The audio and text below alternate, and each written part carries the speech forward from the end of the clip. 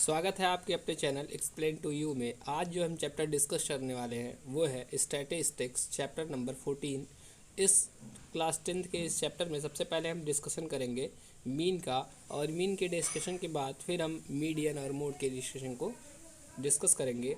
तो मीन क्या होता है पहले वो समझना ज़रूरी है। मीन किसी भी संख्या का क्या होता है, एवरेज, यानी कि औसत। किसी भी संख्या का जो होता है औसत होता है। जैसे किसी स्टूडेंट ने एग्ज़ामिनेशन में 80% मार्क्स ऑब्टेन किए तो इसका मतलब है कि उसका पर सब्जेक्ट कितने मार्क्स होंगे, 80 मार्क्स। फिर हमें जो मीन पढ़ना है उनके 3 फार्मूले हैं। पहला है लॉन्ग मेथड जो मीन का फार्मूला है। दूसरा जो फार्मूला है वो दूसरा फार्मूला है एज्यूम्ड मीन मेथड पर। और तीसरा जो है वो है स्टेप डेविएशन।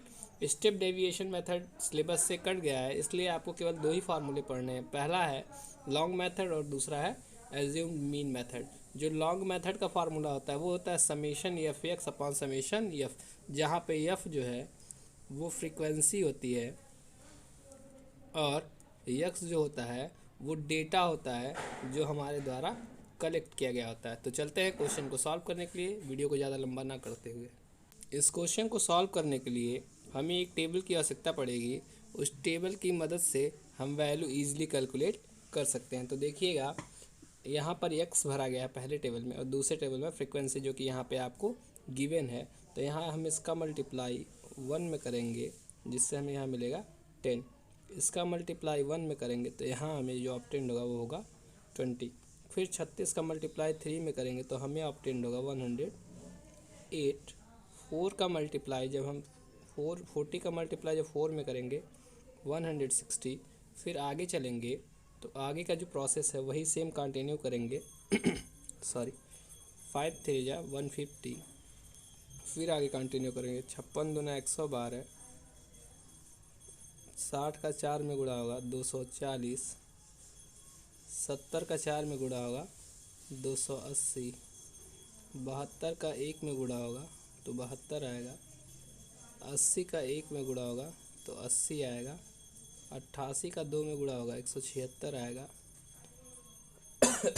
सॉरी 92 का 3 में गुणा होगा तो 276 यानी 276, और 35 का होगा तो 95। फिर यहाँ से हम ऐड करने चलेंगे। यहाँ समेशन एफ़ कितना आएगा, यानी इन सभी एफ़ को अगर हम ऐड कर दें तो हमें समेशन एफ़ की वैल्यू मिल जाएगी। और अगर हम इस एफ एक्स को ऐड कर दें तो हमें समेशन एफ एक्स मिल जाएगा। तो देखते हैं कि करके ऐड करना स्टार्ट करते हैं।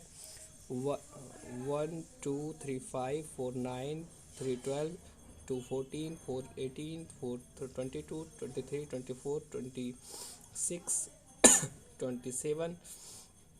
27 और 3 30। ठीक है, यहाँ पे जो आया वो आ गया 30।